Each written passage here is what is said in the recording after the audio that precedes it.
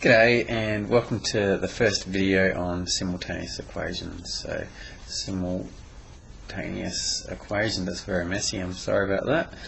Simultaneous equations. And let me start with something that's not a simultaneous equation. So if we've got y equals 2x plus 1, what that is that's a relationship between y and x. So there's some relationship between y and x here defined by this equation, and you know that looks like something like that. Relationship between y and x looks like that.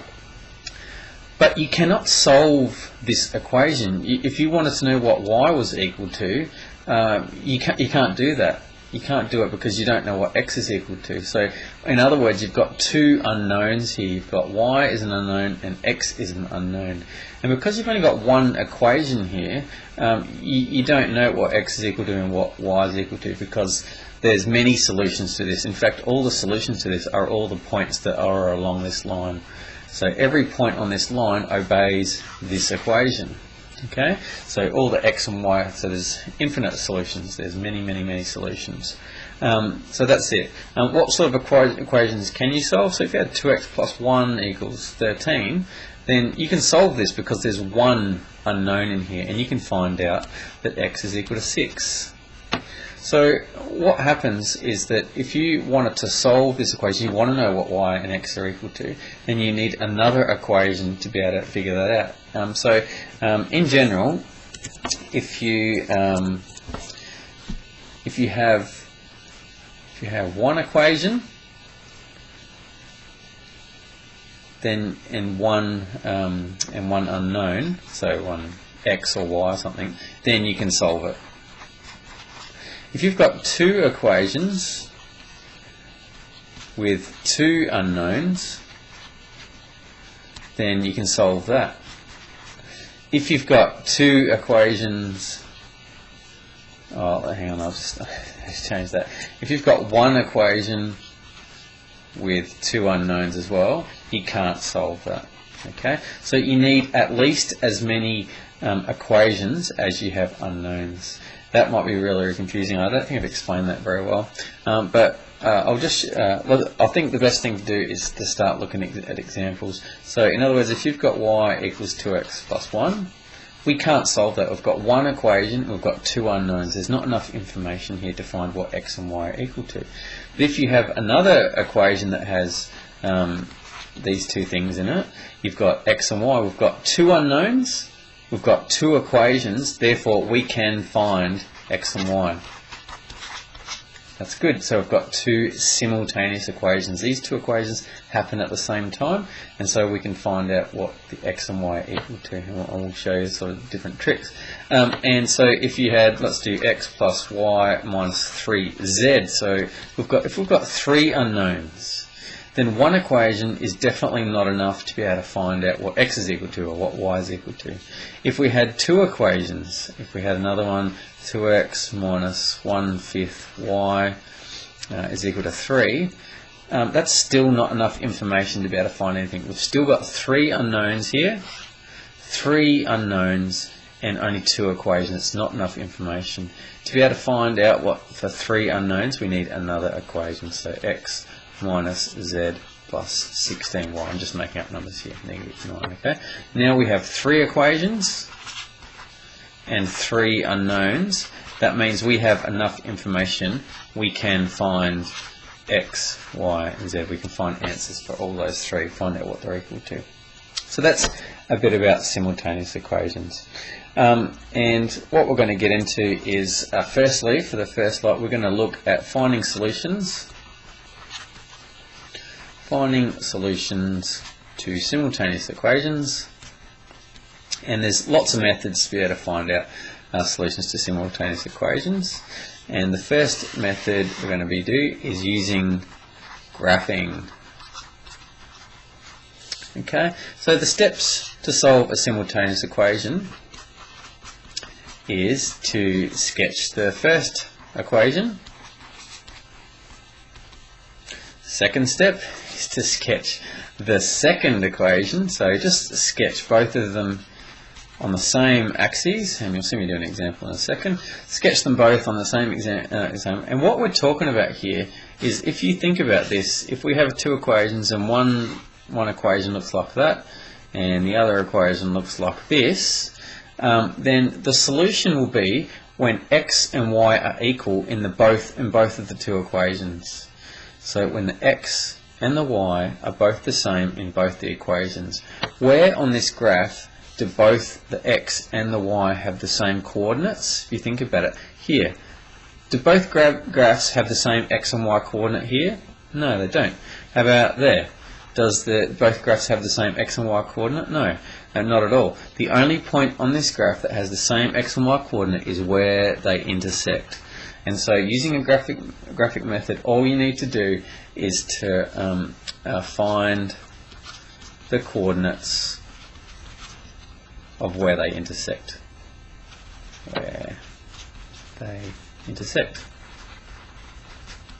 And that is your answer. You'll get x is equal to something, y is equal to something. So the coordinate x, y. Okay, so that's what we're doing here. We're just simply trying to find where do they cross over. Let's have a look at an example. Okay, so I've got my little graph thing. Isn't it? You must think I'm just really clever, eh? Not. Okay, here we go. Example. X plus y is equal to 2, and 3x minus y is equal to 2 as well. Okay. Now, I'm going to be doing it on here. I haven't got a ruler on here, so I'm going to just be doing my best. So please forgive me. So let's just have a look at this. Firstly, let's sketch this first one here. So this, I'll just call them 1 and 2, so we keep track of it. How do we sketch this thing? Okay, so I'm just going to do it by x and y intercept. So I'm going to do this one. Let me just change the color there. I'll make this one green. Okay, so that's equation green. Let me go back to red. Right, this one here, I'm going to just use the x-intercept method to find out, to sketch this, okay? So, if x is equal to 0, y-intercept is equal to 2. If y is equal to 0, x-intercept is equal to 2. Okay, so they're your two intercepts. So on here, I'll just find these ones before I move on so I know what scale to sort of do this for. Okay, this one, let's have a look at this. I'll use the x-intercept and y-intercept method here again. What's my x-intercept? Well, if y is equal to 0, then I get 3x equals 2. And so the x-intercept, I'll just write x-intercept, it's a bit better here, is equal to 2 divided by 3, so 2/3. And my y-intercept, if x is equal to 0, I get negative y equals 2, so y is equal to negative 2. So up here, I was really lazy, this is a bit naughty, but that's the y-intercept and the x-intercept. Alright, so the scale is pretty small, so nothing really bigger than 2. So let me do the second one first. It's not going to be very accurate, I'm sorry about this. So for the green, graph 2, y-intercept is negative 2, so I'll make negative 2 down there. Will that be okay? 2/3, and you're going to get 2 and 2, that should be okay. So I'm going to go through. How do I get back to red? That's annoying. Oh, because I changed. Let me do the red one first then. Y is equal to 2, so I'm going to say this is 1, this is 2, this is 1, and this is 2 here, okay? So 2 there, is that going to be alright? I think that should be right. 2 there, and it goes through x equal 2, so that's where it goes through. So I'm going to just do my best here. Please don't laugh too hard. 1, 2, 3, why is it 5? No, that's not very good. Hang on, I'm just going to change my scale. I'm just going to have a rethink about that. Because it's 1, 2, 3, 4, so I'll make that 1. And make that 2. Then it's 1, 2, 3, that should be 1 there. It's weird, it's got the fat one there. 1, 2, 3, 4, 2 there. That looks better. 1, 2, 3, 4, 1, 2, 3, 4. Good. Alright, so we're going to go through 2 here and 2 down here. That's my red graph, and it will go exactly. Oh, it's not very good, I'm sorry, but you get the idea. Okay, so that's the graph of x plus y equals 2. Alright, and let's look at the green graph. Green graph, x-intercept is 2/3, so 2/3, that's probably about there. X-intercept, y-intercept is negative 2, so that's Well, we got 1, 2, 3, 4. That's 1. 1, 2, 3, 4 down there. So negative 2 is here, and so the graph is going to go up like that. Okay. Now my graph is not totally accurate. You will have rulers and stuff like that on your graph paper. Yours will be much better than mine, I hope. Now what we've got is we've got the point where they intersect, and that is where your solution to these two simultaneous equations is going to be. Okay. So they intersect. They intersect where? Let's say at, what's the x value there? Let's just say it's 1. It's probably going to be close to that, so I'm just going to say it's 1. Okay, just forgive me for my inaccuracy. Yours will be much better and accurate. The y value, 1, 2, 3, that looks like about 1 as well. Okay, we'll just put that in there. We'll say 1, 1. That looks like the point where it's at. It looks pretty close to it anyway. Okay, which means that x is equal to 1, y is equal to 1. Okay, so that's my solution. Using the graphical method, we've just found where they intersect. That's going to be the solution. So let me just check it. You can always check simultaneous equation answers by putting your solutions back into the equations. Okay, so let me just have a look at it at equation 1. Equation 1 says x plus y equals 2. Well, 1 plus 1 equals 2. X plus y is equal to 2. So that one works. That's good. Lucky for me. With my bad sketching here. Let's try this one. 3x minus y equals 2. 3 times the x value, so that's 3 minus 1 equals 2. That works as well. Thank goodness. So the solution is checked. So you've checked that. It's correct. That is the solution. So that's how we use a graphical method to solve simultaneous equations.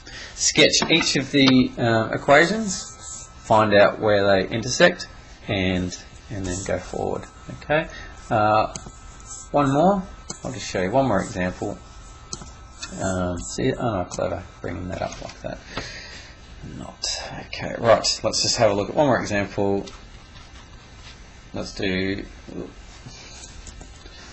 y equals 2x minus 1 and 2y minus 4x equals negative 4. Let's sketch these two. Again, I'll just do one each. Let's call that equation. It's supposed to be green. Let's just do green. That's equation 1. Let's sketch this. Again, I don't like my scale, but let's call that 1. Let's call that 2. We've got 1, 2, 3. That's 1. 1, 2, 3, 4. That's 2 there. Okay. Let's have a look at this guy. Let's sketch this. Y equals 2x minus 1. So we start at the y-intercept negative 1. So 1, 2, 3, 4. We're going to start there. And we're going to go, it's got a rise over run of 2. So it goes up by 2 and across by 1. Up by 2 and across by 1. So it goes there. Up by 2 and across by 1. So it's going to go like that through there. So let me try and sketch that as best I can. Okay, something like that. There's the graph of y equals 2x minus 1. Fantastic. Let's go in red for the second one. Let's sketch this guy. Alright. How do we do that? Let's find the x-intercepts and y-intercepts. X-intercept is when y is equal to 0, so this thing just cancels out, and we're just left with negative 4x equals negative 4. And so x equals negative 4 divided by negative 4, the x-intercept is 1. Okay. Hopefully by now you are this quick at sketching linear graphs as well. The y-intercept is when x is equal to 0, so when all of this is equal to 0, so that just cancels out. We've got 2y equals negative 4, y equals negative 4 divided by 2, which is negative 2. Let's sketch this guy. Y-intercept of negative 2, so that's down here. 1, 2, 3, 4, down here. That's my y-intercept. X-intercept is 1, which is here. And so if I sketch this, it looks something like that. Okay. So where do these graphs intersect? Actually, they don't. These two lines are perfectly parallel. They both have a gradient of 2. If you rearrange this, you could find that they both have a gradient of 2. And in fact, they don't intersect. So there's no intersection.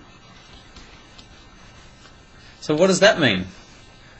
Remember, the solution to that is where the two graphs intersect. If there's no intersection, this means that there is actually no solution. that's your answer. I'll give you $1 million if you can find an answer to this. In other words, can you choose a y value and an x value that satisfy both of these equations, that you can make both these equations true? And I bet you can't. Come and see me. If you find an answer to this, then I'll give you $1 million on the spot, okay? I'll sell my house and give it to you, I promise.